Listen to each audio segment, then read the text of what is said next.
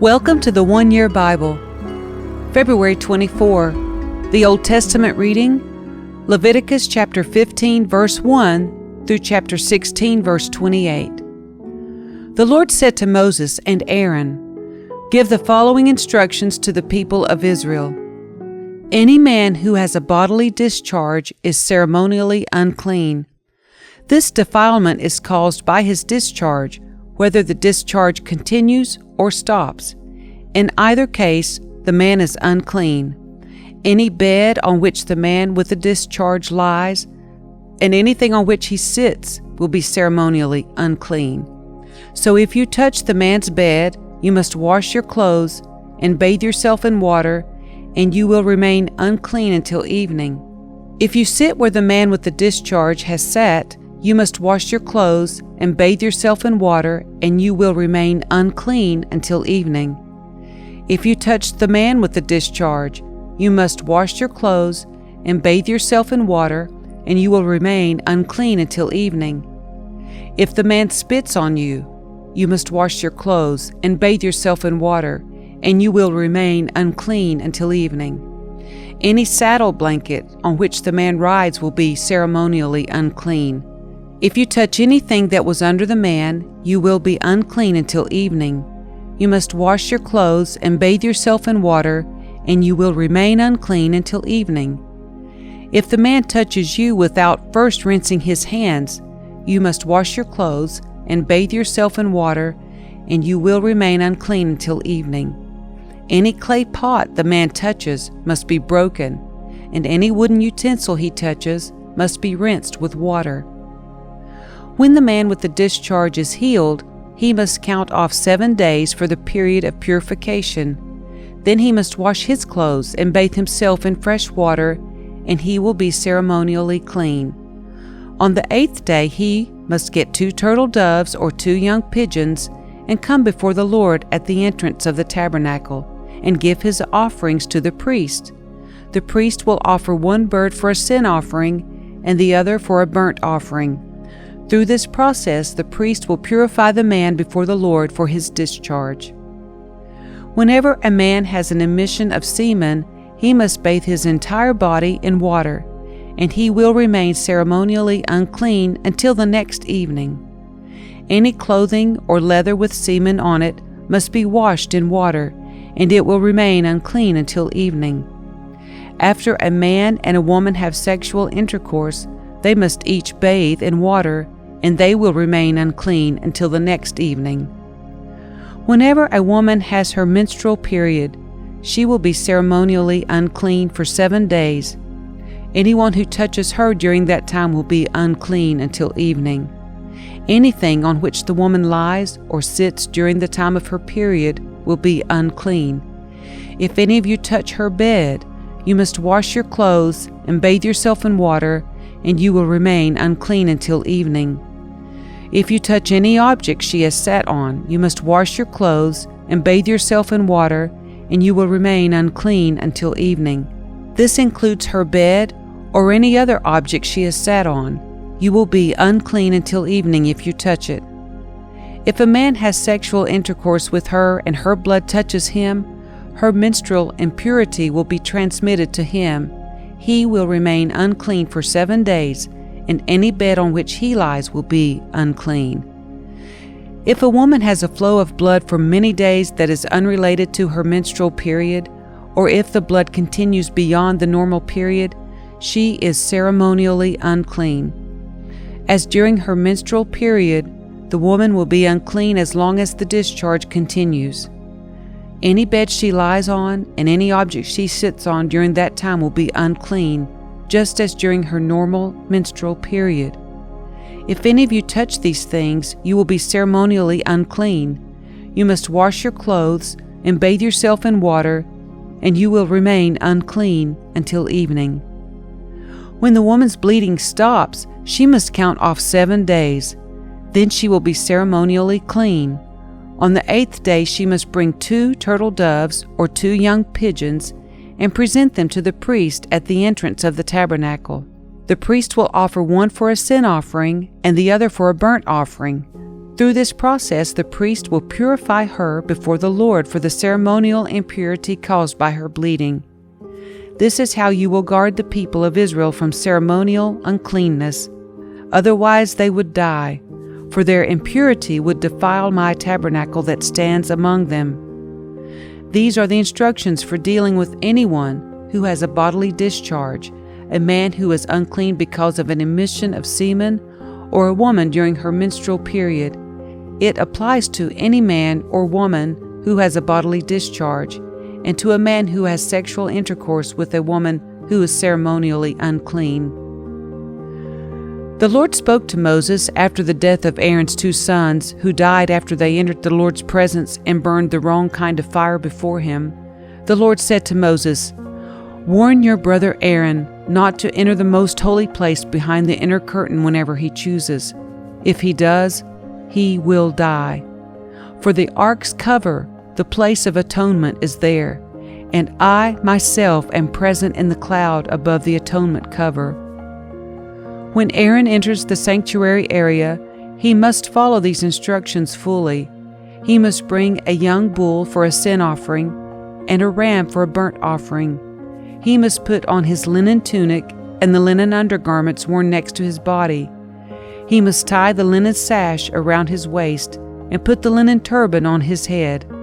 These are sacred garments, so he must bathe himself in water before he puts them on. Aaron must take from the community of Israel 2 male goats for a sin offering and a ram for a burnt offering. Aaron will present his own bull as a sin offering to purify himself and his family, making them right with the Lord. Then he must take the 2 male goats and present them to the Lord at the entrance of the tabernacle. He is to cast sacred lots to determine which goat will be reserved as an offering to the Lord and which will carry the sins of the people to the wilderness of Azazel. Aaron will then present as a sin offering the goat chosen by lot for the Lord. The other goat, the scapegoat chosen by lot to be sent away, will be kept alive, standing before the Lord. When it is sent away to Azazel in the wilderness, the people will be purified and made right with the Lord. Aaron will present his own bull as a sin offering to purify himself and his family, making them right with the Lord. After he has slaughtered the bull as a sin offering, he will fill an incense burner with burning coals from the altar that stands before the Lord. Then he will take 2 handfuls of fragrant powdered incense and will carry the burner and the incense behind the inner curtain. There in the Lord's presence he will put the incense on the burning coals, so that a cloud of incense will rise over the ark's cover, the place of atonement that rests on the Ark of the Covenant. If he follows these instructions, he will not die. Then he must take some of the blood of the bull, dip his finger in it, and sprinkle it on the east side of the atonement cover. He must sprinkle blood 7 times with his finger in front of the atonement cover. Then Aaron must slaughter the first goat as a sin offering for the people and carry its blood behind the inner curtain. There he will sprinkle the goat's blood over the atonement cover and in front of it, just as he did with the bull's blood. Through this process he will purify the most holy place, and he will do the same for the entire tabernacle because of the defiling sin and rebellion of the Israelites. No one else is allowed inside the tabernacle when Aaron enters it for the purification ceremony in the most holy place. No one may enter until he comes out again after purifying himself, his family, and all the congregation of Israel, making them right with the Lord.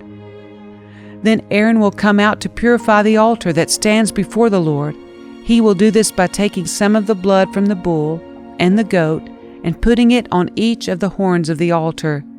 Then he must sprinkle the blood with his finger 7 times over the altar. In this way he will cleanse it from Israel's defilement and make it holy. When Aaron has finished purifying the most holy place and the tabernacle and the altar, he must present the live goat. He will lay both of his hands on the goat's head and confess over it all the wickedness, rebellion, and sins of the people of Israel. In this way he will transfer the people's sins to the head of the goat. Then a man specially chosen for the task will drive the goat into the wilderness. As the goat goes into the wilderness, it will carry all the people's sins upon itself into a desolate land. When Aaron goes back into the tabernacle, he must take off the linen garments he was wearing when he entered the most holy place, and he must leave the garments there. Then he must bathe himself with water in a sacred place, put on his regular garments, and go out to sacrifice a burnt offering for himself and a burnt offering for the people. Through this process, he will purify himself and the people, making them right with the Lord. He must then burn all the fat of the sin offering on the altar. The man chosen to drive the scapegoat into the wilderness of Azazel must wash his clothes and bathe himself in water. Then he may return to the camp. The bull and the goat presented as sin offerings, whose blood Aaron takes into the most holy place for the purification ceremony, will be carried outside the camp. The animals' hides, internal organs, and dung are all to be burned. The man who burns them must wash his clothes and bathe himself in water before returning to the camp.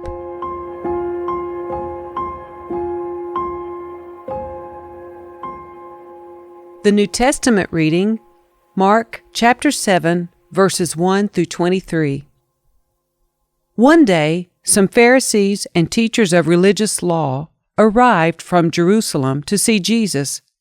They noticed that some of his disciples failed to follow the Jewish ritual of hand-washing before eating. The Jews, especially the Pharisees, do not eat until they have poured water over their cupped hands, as required by their ancient traditions. Similarly, they don't eat anything from the market until they immerse their hands in water. This is but one of many traditions they have clung to, such as their ceremonial washing of cups, pitchers, and kettles. So the Pharisees and teachers of religious law ask him, "Why don't your disciples follow our age-old tradition? They eat without first performing the hand-washing ceremony." Jesus replied, "You hypocrites! Isaiah was right when he prophesied about you, for he wrote, 'These people honor me with their lips, but their hearts are far from me. Their worship is a farce, for they teach man-made ideas as commands from God. For you ignore God's law and substitute your own tradition.'" Then he said, "You skillfully sidestep God's law in order to hold on to your own tradition. For instance, Moses gave you this law from God: honor your father and mother, and anyone who speaks disrespectfully of father or mother must be put to death.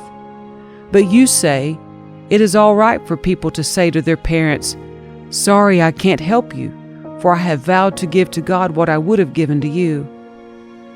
In this way you let them disregard their needy parents, and so you cancel the word of God in order to hand down your own tradition.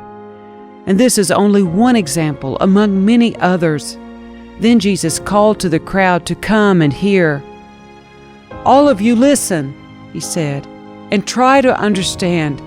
It's not what goes into your body that defiles you. You are defiled by what comes from your heart."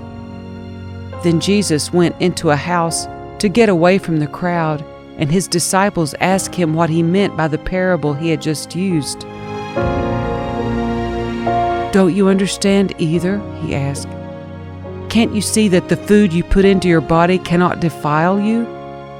Food doesn't go into your heart, but only passes through the stomach and then goes into the sewer." By saying this, he declared that every kind of food is acceptable in God's eyes. And then he added, "It is what comes from inside that defiles you. For from within, out of a person's heart, come evil thoughts, sexual immorality, theft, murder, adultery, greed, wickedness, deceit, lustful desires, envy, slander, pride, and foolishness. all these vile things come from within. They are what defile you.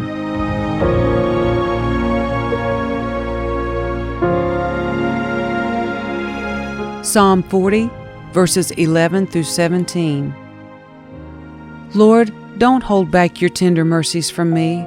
Let your unfailing love and faithfulness always protect me.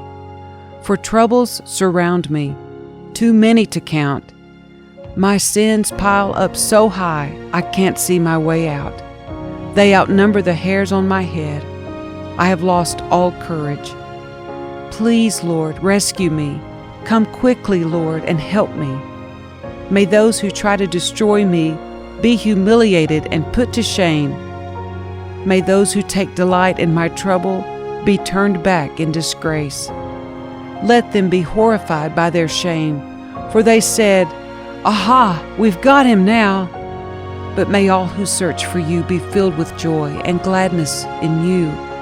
May those who love your salvation repeatedly shout, "The Lord is great!" As for me, since I am poor and needy, let the Lord keep me in his thoughts. You are my helper and my Savior. O my God, do not delay. Proverbs 10, verses 13 and 14. Wise words come from the lips of people with understanding, but those lacking sense will be beaten with a rod. Wise people treasure knowledge, but the babbling of a fool invites disaster.